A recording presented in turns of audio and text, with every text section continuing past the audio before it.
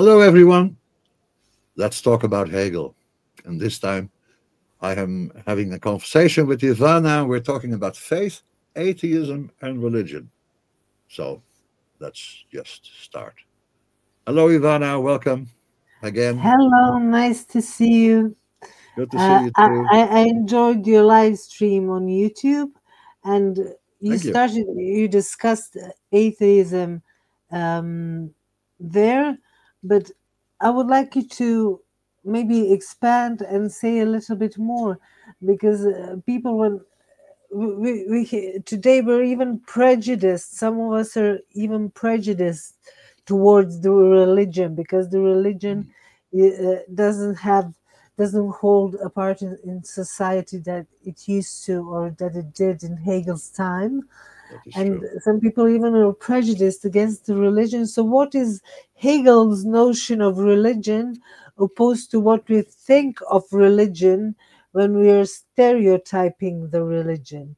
I think that's important to understand your discussion Mhm. in the live streaming, which was very productive. Well, thank you for that compliment. But you still think there are deficiencies in what I said, and this is something to expand upon. Yeah, let me try to do that. I'm not sure that I have all the texts that Hegel wrote about religion now in my mind, because he has a separate philosophy of religion dealing with faith to a much larger extent. And I was trying to make the point that um, it the importance of religion does not depend on your personal faith position.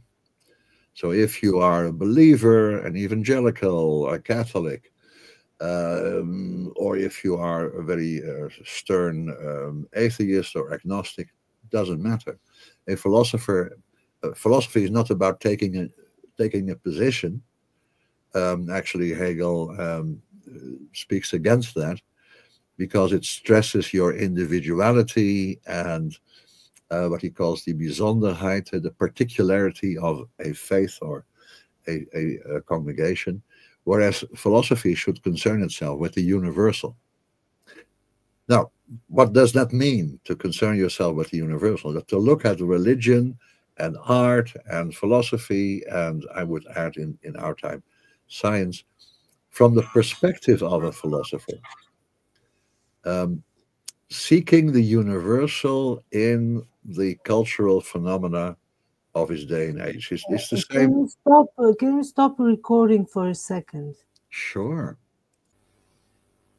Okay, you're back. That's a very Yes, I'm important. back, and obviously nobody will call me ever again during the Hegel You brushed them session. off. You said, Yeah, "No yeah, way, I'm doing Hegel now." So get lost. yeah. Okay.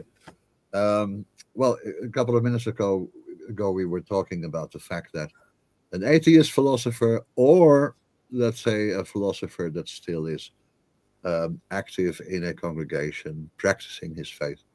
It doesn't matter. As a philosopher, you need to find the universal within the creeds, within the practices of the church, within religion as a whole.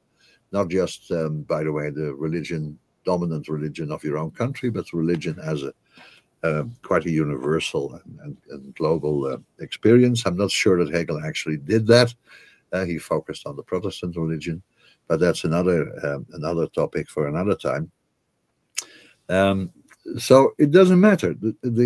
Someone who is faith bound or determined by his faith, as a philosopher, he needs to see and interpret and understand the same things that an atheist should do. And I said in the last broadcast, I think something that is quite important. Um, Atheism is a term, a word with many different layers. If it's just about denying the existence of God and on that basis denying the importance of religion, okay, be my guest. That's a subjective point of view. It's a particular point of view. It's an individual point of view. It has nothing to do with philosophy. My personal preferences don't count. I need to understand the culture that I'm a part of and I should not try to build a philosophy on the basis of my personal decisions and preferences. And there is a type of atheism that is simply a personal preference.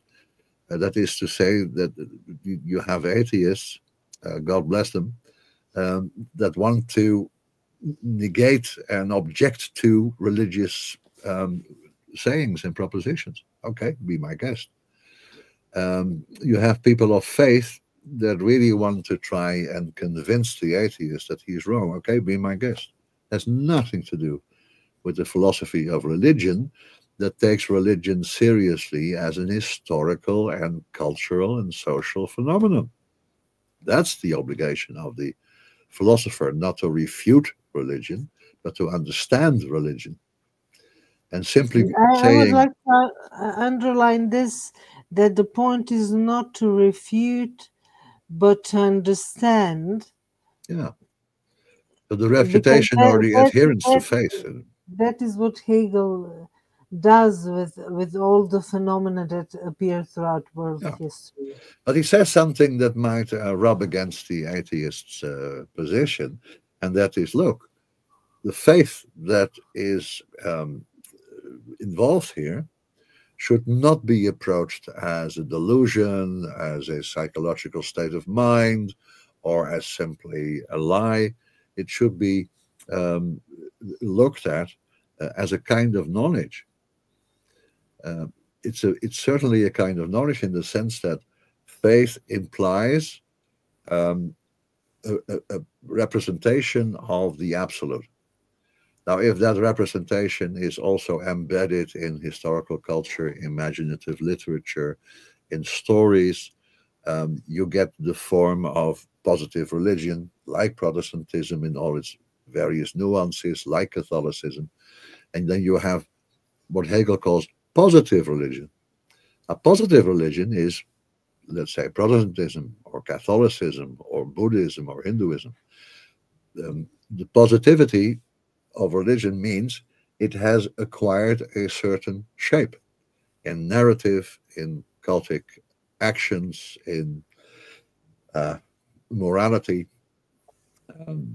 But that's the external side of religion, breaking down in the various religious cultures and religious groups. But what is the thing that binds all of them together? All religions, so all positive religions, have a core.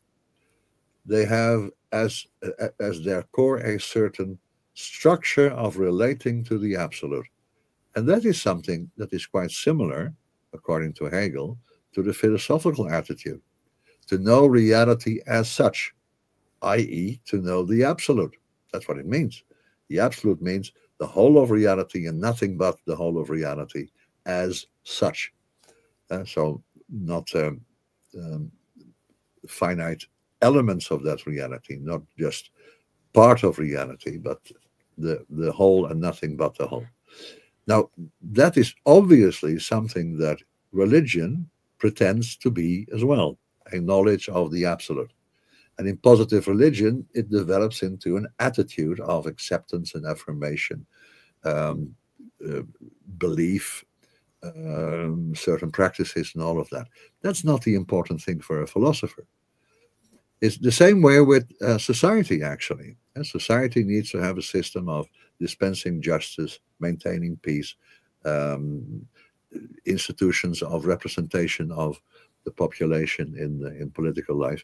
But it doesn't matter how that works out. It doesn't matter if you have 17 political parties like in Holland or 2 like in Great Britain. That doesn't matter. That's the positivity, so to speak, the more or less random way that a certain period of time in a certain nation these things are realized. So in a philosophy of society, it is about this inner structure, these necessary components of that kind of reality. And the same with religion. It's a way of approaching the absolute that differs from philosophy, certainly. And you're nowhere near understanding religion if you simply take the atheist position. God doesn't exist. Well, if the faithful if true believers that have some kind of philosophical education hear that, they should say, I would think, you're quite right, God doesn't exist. Of course God doesn't exist. What are you talking about? I'm not maintaining that God exists. It's a very rude and crude way to talk about the divinity or to talk about the absolute. So for me, the difference between the atheist and the, let's say, the believer that is also a philosopher, if they're both philosophers, that difference between them has no bearing on what they should try to understand. And But what religion is certainly, yeah. what is religion as a structure in the development of absolute spirit? What does it bring in the development towards philosophy? Well, it's a very natural and necessary position towards the absolute. That is to take the absolute as transcending my consciousness, and at the same time, and that's the duality in it or the inner contradiction in it, at the same time, this absolute must be seen as part of me. Um, a theological view like that of Karl Barth's says that very nice way. I have faith in God, so I believe in God. But the God that I believe in is actually characterized by the fact that He creates that belief in me. This reciprocity is quite interesting. I mean, art is one-dimensional. Religion is a two-way street.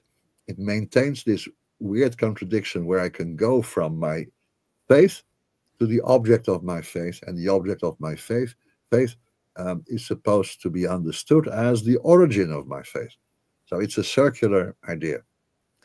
Now, you might know, or you might not know, that that is totally in harmony with Hegel's logic, where you have the doctrine of essence, and the highest form of essence is the reciprocity of causes. So A causes B, and B causes A. So there's a loop here. That is the structure of religion. A, B, B, A, the structure of religion in the logical sense. That transitions into the concept, which is A, understanding itself. A is B for itself, and it conquers that and becomes A again. That is concept, that is philosophy, that is the true self-understanding of the absolute, which is identical to my understanding of the absolute. In religion, these two elements are separate. Like in the reciprocity of causes, we are still distinguishing two different causes. But we understand that they work, they are efficacious toward each other.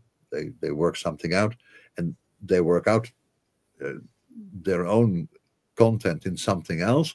And because of that, that something else determines the first cause, me, so to speak. So I determine what God is. God determines what I am in faith. That is a structure of religious consciousness that is transitioning toward the philosophical position. If you look at the basic structure of religion, which is a consciousness of the absolute in which two things are maintained. The absolute is transcending me, it's something else, but this something else, this otherness, is at the same time within my consciousness, otherwise I have no knowledge of it at all. I think that is worthwhile stressing.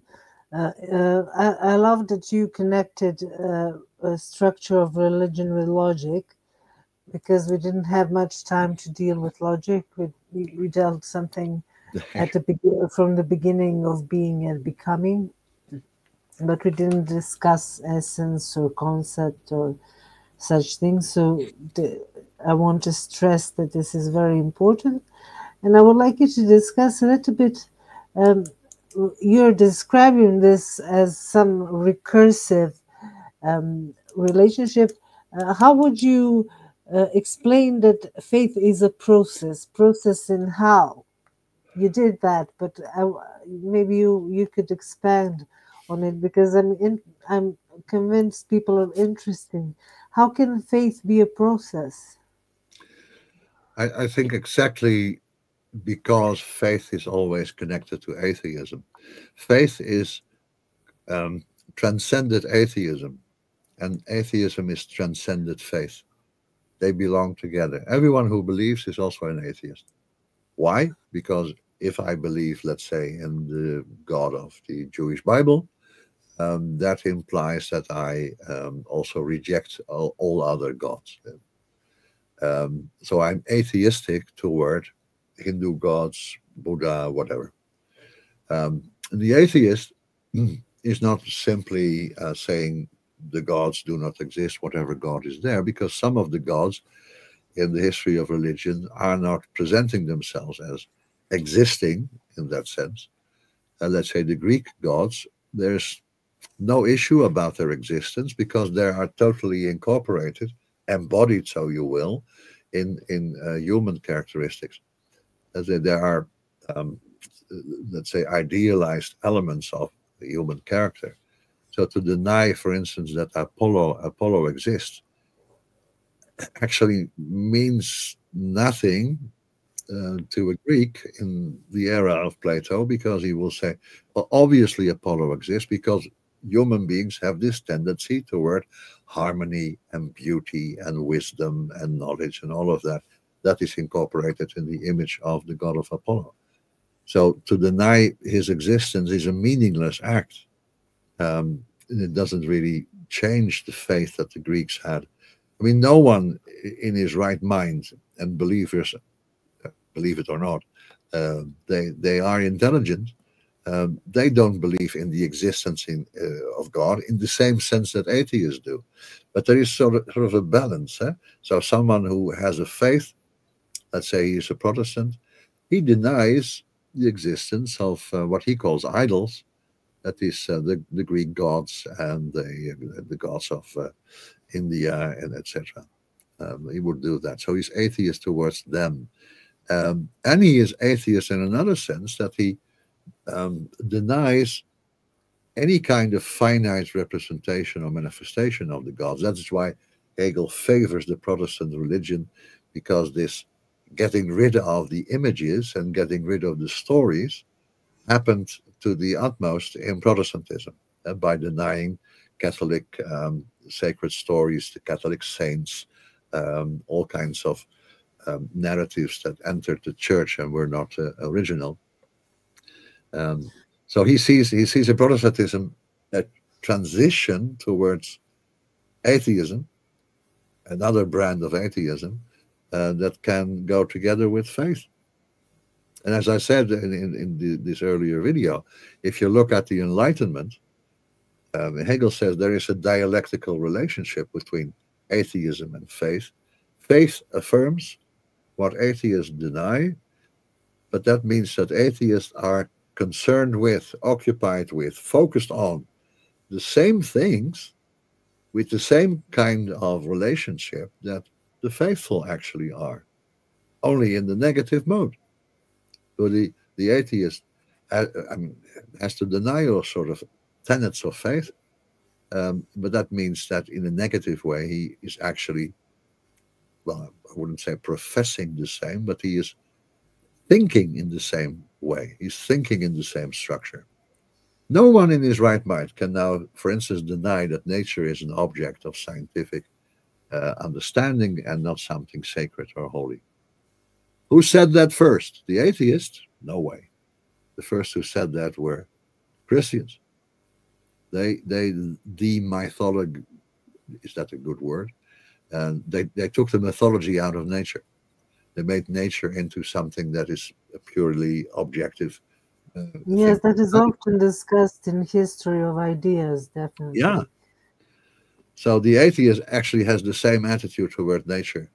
I mean, the real opposition to Christian faith is not so much the atheist, because every Christian within himself is to some degree and in some sense an atheist. Likewise, every atheist that focuses on Christian religion is in himself to some degree, in some sense, a believer, only with a negative sign, only in the shape of negation. The real opposition of faith is, I think, all these things, faith in amulets and incantations, let's say, is magic. Magical thinking is against faith. It's against atheism as well. But that's the real opposition that we have in our culture, I believe. Sort of this superstition. Superstition is the opposite of religion, or opposite of faith. And the atheist is quite right if he detects elements of superstition among the faithful. He's quite right to point it out and say, look, you're inconsistent. You should get rid of your faith in God. And I would say, no, if your faith in God is really, if you have really reflected on your faith of God, you can get rid of the magic and the superstition. And then you are true to yourself. So I see faith and atheism as an intellectual endeavor, actually supporting Hegel's idea of religion, because it doesn't matter whether you negate it or affirm it. The affirmation on its own is too much, but the negation on its own is too little.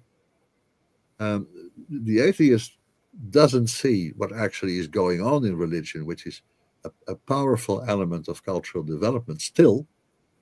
And the religious guys underestimate atheism. They underestimate the fact that they are too atheists in many meanings and to some degree.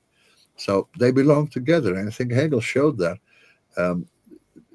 when he talked about the first historical period where this opposition between faith and knowledge, faith and atheism started to really come up and become a dominant element in the culture, which is in the age of Voltaire and Rousseau and the Enlightenment as a whole. They really brought an enormous change in the culture. They brought out this inner difference within religion. Because don't forget, in Catholicism, atheism and faith were part of the same faith system. And then in the Renaissance, but certainly in the Enlightenment, the inner element of faith broke out as a separate negation of that same faith. And the possibility of this negation of religion was part of religion itself. Only it was called infidelity or heresy in the Middle Ages. And now it became the very much way more interesting point of atheism. So in Hegel, religion is a way of conceiving the world, and it is a knowledge, and it's a prerequisite for knowledge like philosophy. Yeah, it's the precursor of philosophy. So that Hegel can say, if you haven't been religious, how can you ever be a philosopher? If philosophy also entails the enormous respect and reverence and maybe even worship, this devotion to the truth of the absolute. Now, how can you learn that? It's very difficult to learn that, but you can certainly learn that by being part of a religious community. So for Hegel, it's obvious that there is a positive relationship between religion and philosophy, even though philosophy as a mode of knowledge is superior to the mode of knowledge that is contained in religion. But there's another point, Ivana, that I would like to make. Philosophy, even for Hegel, as a philosophy of history, he calls his own system, it's always reflecting on what is. It's finding the universal, not in some imaginative world, but finding the universal and the absolute in the culture that is yours, in your own or in global culture, but in your own culture. Because basically there is the belief that the absolute has already presented itself within history. Otherwise, how could we know it? Then history would be something purely tangential and unimportant and accidental. His argument is that when you want to truly understand the absolute as spirit, well, look at history. History is precisely that, because history is the point where the absolute creates structures of consciousness, and human beings adapt to those structures or reply or respond to those structures from their own point of view, and they do so not as individuals but as nations, as groups, as societies, as congregations, when we talk about religion. So you have to take religion seriously and as something positive, because it has nothing to do with your personal position. I doubt very much that, let's say, 100% of all Christians that come to church on Sunday truly believe in the sense that atheists ascribe to them. They live in a congregational setting, accepting the narrative that is repeated toward them and that they're supposed The to learn. cult. It has nothing to do with believing with arguments or no arguments in the existence of something. I mean, they will say that if you ask someone who goes to church, do you believe in the existence of God? Of course he will say yes. But that doesn't mean that he believes in the existence of God in any meaningful way. It means that that is a part of the total affirmation of a way of life, uh, being part of a specific type of social group, etc. It's ultimately the core essence of a religious person is this relationship with the absolute itself, and that goes beyond individuality. So, religion can be a phenomenon that can still be at the core of discussion with all these forms that are part of ethnology, Yeah, and atheism also has its own ethnology, and because it's on the but scene for a atheism, very of course, long is time. way simpler. It is way simpler. It's more like the position of the skeptic. I mean, skepticism and atheism go hand in hand. But what is the skeptic is totally dependent upon the positive content that is presented to him, to which he can say no. That's what, so atheism is the atheism that we're talking about now is a very abstract position. It's merely saying no to what other people are proposing. So that is why, even in Hegel's understanding, this atheism that came up in the Enlightenment is just an element, a modality of religion, which religion has to overcome, certainly. And it's interesting to find out that, of course, atheism um, founded or is the basic structure of secularism. But secularism is not just about atheism; it's way more than that. So the real opposition to faith actually is, I think, mystical thinking and superstition. And the way that we find it in our culture now is, I think, more the issue of secularism, which has something to do with one of the manifestations of religion, which is the building of social groups that maintain this religious consciousness, i.e., the church. So the fight between secularity and the church is, I think, in our era, the most important distinction. But we need to see I that should. the same I line. think you should add secularity to our banner here, because yes, it's very important to stress the difference between atheism and secularity of society that we are experiencing today. Uh, because many of the things that are happening, many of the public discussions that are going on are happening due to and are mixing. That's what secular and that's what atheism I'm not could sure that it could is a be. mixing. I'm not sure it's mixing because You're the not. the adagium that we should separate church and state, that we should separate faith and knowledge, that we should get rid of any kind of faith statement in politics. That is quite loud now. In Holland, it has now been proposed that there is a law that bans all religious expressions in politics. Um, but I think that um, you should understand that the same kind of dialectic, the same kind of dialectic between faith and knowledge in the Enlightenment period, we have now between faith and secularism. Now, secularism has something to do with the organization of our social existence.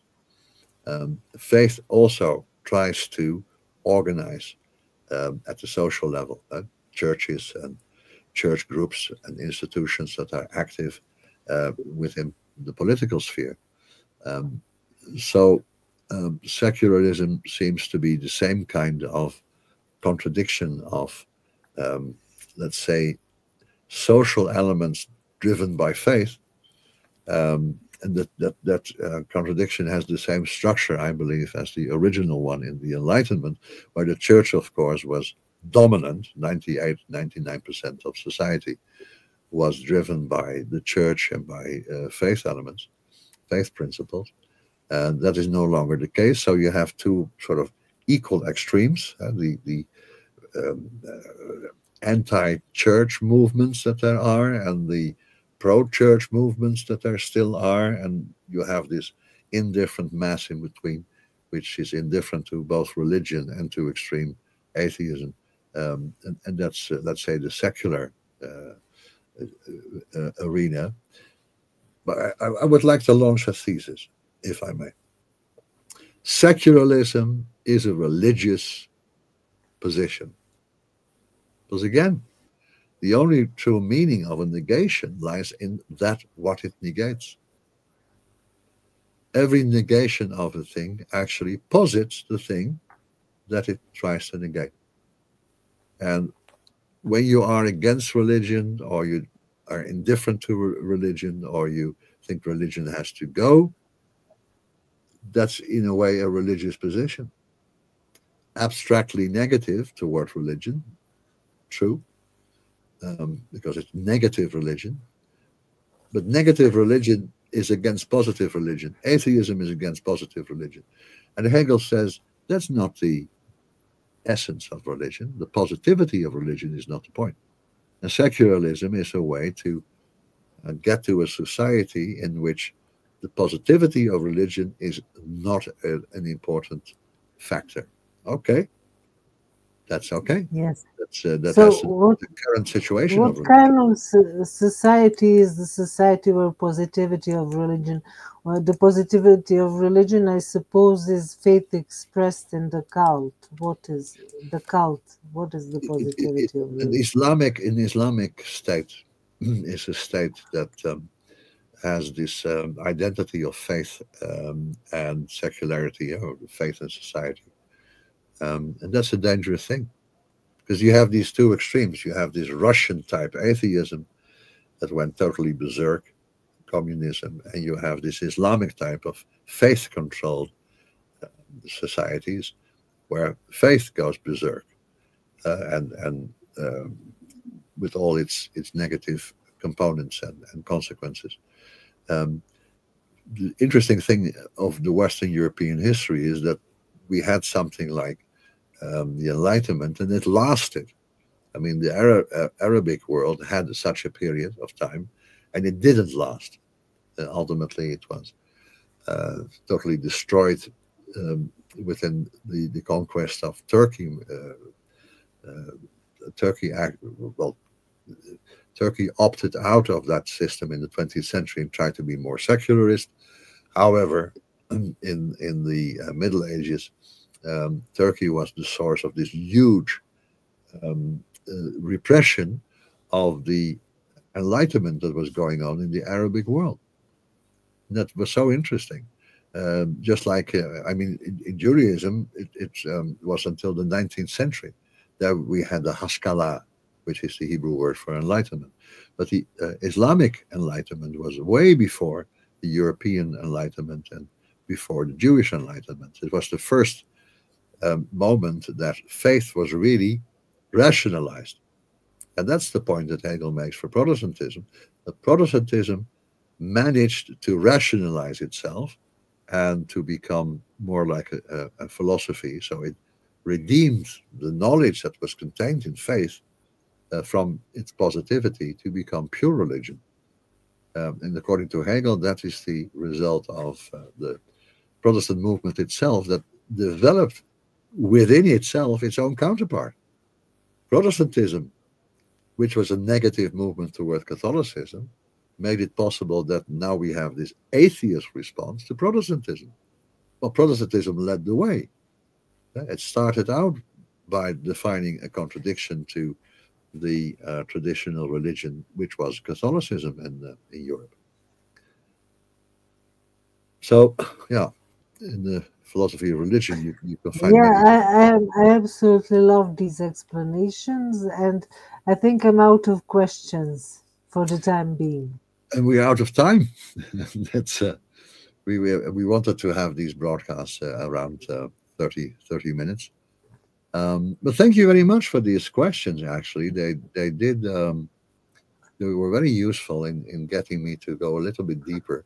I'm not really sure that I'm a true defender of Hegel here, because I'm also thinking about the history of Protestantism after Hegel's day. So after 1831, 1835. But when we get to reading parts of Hegel, more about religion, I will be able to reflect upon it. Religion for Hegel is a movement from the animistic period, where you think that the stone has a soul and water has a goddess, to Protestantism, which is the ultimate religion of the spirit. That is Hegel's idea of this whole development. So faith developed in that sense, just to come back to your original question and try to find one concise answer. Faith developed from this animalistic, magical idea of the world Okay. to this highly complex Protestant vision of the world as nature that could be researched and scientifically explained. And yeah, that the truth of religion lies in the inwardness of consciousness and the total externality of the transcendent God. Now, that is not the ultimate philosophical position. That is more like the position that a highly complex and developed theology, as that of Karl Barth, ultimately developed. Hegel says we need to take one step further, and then we come into the realm of the real concept, the conceptual understanding of the spirit, which is higher than religion. But according to Hegel, I mean, Hegel would say we can't do without art, even though art is only the immediate presentation of the absolute. We can't do without religion, because religion is a way of experiencing as an individual that which transcends you, because you're part of a congregation. That congregation is a spiritual one, and it's focused on spiritual things. So you can't do without that. So for him, a philosopher is, let's put it, maybe no, maybe I'm ridiculing it now, but a true philosopher loves art and goes to church on Sunday. That is, I think, Hegel's basic idea. And of course, then Nietzsche came and says, art is rubbish unless it's very personal and intensely emotional, indicating the newness of art in his work. And religion is bollocks because God has died. And we need to get rid of his corpse. Okay, we will. I hope we will discuss that soon. Let's discuss Nietzsche sometime as the great anti-Hegelian. Yeah. Okay. Thank you very We much should. for this conversation. I'll have some Thank you. words to end this broadcast, and hope to see you next week then. Okay. Okay. Thanks to Ivana, I was able today to maybe refine my previous remarks about religion. There's still much material to cover. We have just started with the reading of the chapter on art, and that in itself is also a very interesting and but also complicated idea. We're going to talk about that in the regular broadcast next week, where I'm just trying to explain another paragraph of Hegel's Encyclopedia of the Spirit. I hope you have enjoyed our conversation, and my thanks again to Ivana, and thanks to you for listening today. Hope to see you soon.